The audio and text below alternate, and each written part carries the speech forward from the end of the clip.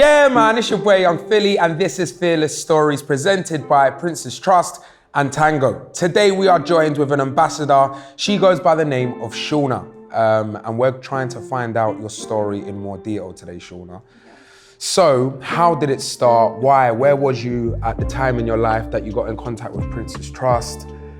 Yeah, let's just start from the beginning. So, trying to find the Princess Trust, we'll have to go back a few years. Because at 14, I went into care. I went in the care system and was in a residential children's home. So trying to do that at 14 years old, I ended up dropping out of school. Had no education, couldn't do it, couldn't balance the both of them. Ended up getting pregnant with my first daughter at the age of 15 and had her at 16, which meant I was still in care. How was that, if you don't mind me asking? Your mindset at that time when you was pregnant so early, was you like, was you like nervous, was that scared, buzzing? Like, terrifying. Because being in a residential unit, especially, and getting pregnant, it's like... Enlighten me, residential unit, what do you mean by that? So that's a children's home. So you're sitting with 6, 7 other young people who come from all different backgrounds and are going through their own traumas and their own difficulties in life. So a baby can't live with you in that. So it's... I was a lack child as well, which means court-ordered in care till I was 18. So getting pregnant at 15 wasn't exactly ideal because I couldn't live there with my baby. So we had to find a different route for me. And I had to work really, really hard just to be like, oh, I can keep my job. Because the statistics for that, for young mums in care, it's not good at all. It's really, really low. So I had to work really hard. At the same time, I started doing like home tutoring because I know I would need something in the future. But all of that got lost, unfortunately, because that's what happens when you get bounced about different care homes. So had my daughter at 16, was able to keep her, passed all my checks, went on to get my own flat and things like that, and focused on being a mum. That's all I could do. This baby needed me. That's good. It went up from there. Well, that's it. I'd be one statistic, but I had no support, completely on my own, me and a baby. So fast forward, met my ex-partner and had 2 more kids. So I was being a mum. That's all I knew, was how to be a mum. Still no education, still no prospects, but just focusing on raising little people and making sure they had what they needed. Love that, So they started going into school. All of them are now school age, and that left me with a lot of free time. And I was like, right, okay, 22 years of age, all I know is how to be a mum. Think it's time I get onto the job scene, get work, get education, which you need to work. And trying to do that at 22 years old is very, very difficult. Did you know where to start? No idea. All I knew was like college, circ, things like that, to be like, oh, this is where you can go after school age. Don't you think that's like one of the hardest things in life, like trying to figure out what to do with it? And like if I weren't doing this, God knows what I'd be doing. It's hard to restart things after it's been dormant for so long. So didn't know where to go, because all those courses and like circ and all the rest, you need funding, you need like to pay it. And I'm single mum, 3 kids, no job, can't exactly fund things like that. Where's that coming from? So it was like, honestly, it was like a wee blessing just landed in my lap, because as soon as I started looking, an old friend had posted on Facebook, of all things, they had just completed the Explore course from the Princess Trust and were sharing their time and all the rest. And I seen like another ad come up for different courses, and I was like, oh, seen something about education within that, and I was like, oh, have a wee look. Emailed away about it, and they were like, yep, come here at this time. That was simple as that. No way. Went up to meet my team lead and my Princess Trust advocate, and that was it. Next 12 weeks, I was working on my qualities, my skills, and getting my education at the same time. So is this what the Explore course is? So I went to the team program to be more clear. But I don't know what the program does. So like, when you're in it, like, what do you get from it? What's the benefits? So the team program, they offer team building skills. They offer working with your peers. We did a lot of community work. So for that, we did fundraising. We built a community garden from scratch with growing stuff, worked with food banks. Obviously, so much planning and things like that had to go into it as well. So it was really first time doing that, being 22, being out of school, wasn't used to working with people my age or younger or older. So learning how to do that again was starting from scratch as well, because when you're a parent, you're the boss. So I'm so used to being like, do this, do that, go here. So having to learn to sit back and let others have input and things like that, that was even a challenge for me, but it was one I actually really enjoyed because I didn't have to be in the driving seat the whole time. Yeah. So the team program was fantastic. I learned so much from that. Completed that in September after our community garden was done and we'd finished all our things. I got my level 2 OCN in Maths and English, which is an A to C for GCSE. Finally got qualified. Part of the team's program, they also offer work experience. So you do 2 weeks work experience. And my career path was to go into youth work. And with doing that, because I wanted to give back, I want to be the same person I wish I had when I was in care and things like that, and to go that route, it's in youth work. So my team lead, Joe Rogan, he was like, I got you, let's get you sorted, set me up with the YMCA in North Down, and I'm still there. No way. And they are training me, so I'm a training youth worker. I'm getting my level 2 in September, I'm starting, and it has been a dream. No way. I've stuck there, and it's voluntary work, but they're training me at the same time, so that's like amazing. I've got my level 1, I've done ACEs training, I've done safeguard training. Like I would run sessions with young people and witness, and you're just learning so much. It's so amazing. So can you share how maybe being in care has helped you overcome obstacles? So being in that type of situation is extremely isolating. It's survival instincts. You are basically trying to fend for yourself. So it leaves you with a lot of determination. There's a lot of heavy statistics against you whenever you're in the care system, and they're not good. So with being in care and knowing these statistics and seeing my friends fall into these statistics, I was like, that's never gonna happen to me. I want to change that. Like, it's not young people's fault when they end up in the care system. It's never their fault, no matter what anybody says. They can be rebellious or whatever you want to say, but it's not their fault. There's trauma there. There's something has happened for that child to end up in that situation.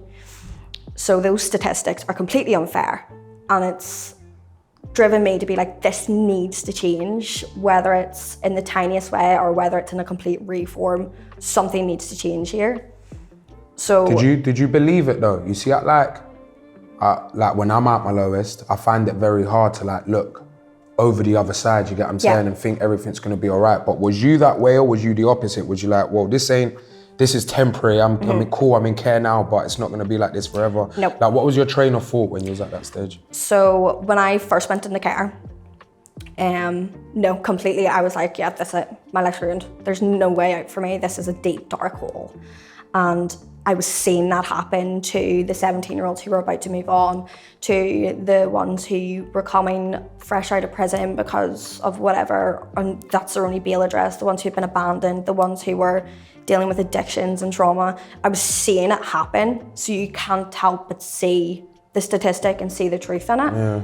So then when I got pregnant with Aurora, I was like, no, I'm not gonna be the same as this. I need to keep my baby. I need to do better with myself because I don't want to end up the same way. That's good, you use that as motivation then, innit? For sure, and did everything I could. I was literally screaming from the rooftops, help me, so I don't end up the same way. I agree though, I feel like you kind of have to be willing to receive help a little bit before it comes to you. Yeah, from my experiences, I've definitely tried to be given help when I don't want it, and it's not benefited as much, you know what I mean? So when you're in that angry place in the world, you don't want help. You're like, well, you put me here. I'm not, why would I want help from you? You don't think anything they could offer you would help you because you're so angry at the world. But I feel like as well, due to your experiences, you must have, like, in your mind, become an adult so quick as well. Oh yeah. You know what I mean? You've had to fend for yourself, like you say. Well, I was a carer for my mum as well. My mum was disabled growing up. So from the age of 9 years old, I was her carer. So I've been given adult responsibilities with an adolescent mind from 9 years old. And that was just my life, which is partly why I went into care. So I had all this unpacked trauma, all this adult responsibilities and being told, no, you're a child, You don't have any of that anymore. You don't get to make decisions for yourself. So it was like a complete 180 in the most chaotic way. What's the biggest thing or like the most important thing you've learned through doing this Princess Trust course? Probably that things can't just fall in place. Because for me, like, when you are so isolated and you're so alone, things literally seem impossible. Like, just stick to what you know because nothing's ever going to work out. And as soon as I started the Princess Trust and started the team program, everything just slotted into place for me, like effortlessly. It was really incredible to see the balls start rolling and just never stop. So it was definitely, well, it was the start of my life again. So, from starting out with the Princess Trust, how did it feel when you became an ambassador? Oh, amazing. Yeah. So it was... Did you know it was coming? No idea. So they literally, my advocate in the Princess Trust, she was like, got something you might be interested in. And she's like, explain to me, because I had no idea what it was, never heard of it before. And she's like, come up and do this training and we'll go from there. So 2-day training course, which was amazing. Got to meet some of the Princess Trust staff. We had other staff members travel from England and America and things like that to come and train us. And basically told what to expect, that all these opportunities could come up and like you could be doing interviews and you could be doing like big events and all the rest and sharing your story. So to be given that platform, to be given that opportunity to be a voice for people who've been in similar situations is like, so I was like, yes, of course, I want to do that. So empowering. And I love it to this day because I do get to show people you don't need to have stepping stones, you can do whatever you want. Yeah, that's dope, that's nice. And I can see you're proper passionate about it as well. Yeah. Like even as you're explaining that you get to help someone with your story, I can see how much it kind of means to you. That's dope. So what advice would you give to other young people that are facing something similar to you, or maybe you never even know the exact same situation? What advice would you give someone? To keep looking. There is stuff out there and nothing is actually impossible. No matter what, something will come up and you have to make those steps within that. You can't start something and then go, well, no, you can start something and go, it's not for me. Yeah, true. But you have to keep looking, you have to keep trying, you have to keep making those steps because it'll fall into place. Yeah. All right, so now that you've kind of, well, you're on path to achieving what you want to achieve. I know you want to be running sessions and all that, but what's keeping you motivated every day? Definitely my kids. So I want to show my children that they can literally overcome anything. I didn't get an easy start. I definitely didn't have stepping stones put in place for me to start my life. But I've turned it around and I've done it with nothing. So they can do that too, no matter what. And I do everything for them. Everything's to give them a good role model, give them a good stable home in life and just, yeah, so they can have the life I wish I had. Love that. So what is next for you, Shauna? What's the plans for the future? Well, near future is my level 2 OCN. Once I get that in youth work, I will be looking at going to get my JNC, which is a degree in youth work, and continue doing what I'm doing and working with young people and hopefully making those steps in my career path. Based on what you've told me, it's clear to see that the support of the Princess Trust has helped you massively. How has it helped you though? Like even on an emotional and a mental one, like, what else has it done for you apart from the obvious? Well, if there's ever been a problem came up at all with any of the events I've done or anything in general, if I have a question or if I have an idea, I can text my advocate for the ambassadors and she's like, we'll get this sorted, or here's an answer, or checking in on me to see how I'm doing or if there's anything. It's almost like a friend, isn't it? It is. It's an actual support network. Yeah. That is almost consistent. Do you know what I mean? They're always there with no matter the query, you know, they're gonna try and help you. They've done so much for me in the point of turning my life around. You know, I couldn't have done that without the foundation of the Princess Trust underneath me and giving me the stepping stones to do that. Like, I have a lot to thank the Princess Trust for. I really do. But all these challenges definitely have made me who I am today. They've made me resilient, they've made me determined, and yeah, now it never stops. I'm just continually going. I think they're so crucial as well though. Like I would hate to grow up with like no challenges. I kind of like that I haven't had the easiest life. It makes you appreciate the lit stuff more. Do you get what I'm saying? Gives you a little bit of wisdom, doesn't it? It's nice, man. Kind of humbles you as well at the same time. It lets you know that when you do get to that place you want to get to, you're not going to lose your head because you come from humble beginnings. You get what I'm saying? So. And that no matter what you go through, you can always pick yourself back up. Yeah, facts. You've been there. You've been there already. It's not like you've just started out. It's true. Exactly. Nothing's ever stopped you. So Shauna, you are definitely fearless. But what advice would you give to a young person trying to become fearless too? Reach out. There's definitely organisations that are there for you, especially the Princess Trust. You know, they can support you through every part of your life. There's always going to be something there for you, but you need to make those steps to get there, and you have to use it. You can't just have it there and leave it, you know, but reach out, use what's in front of you and make those steps would be my advice. And that is all we have time for. I've been young Philly, she has been the lovely Shauna, and thank you so much for sharing your fearless story. Until next time.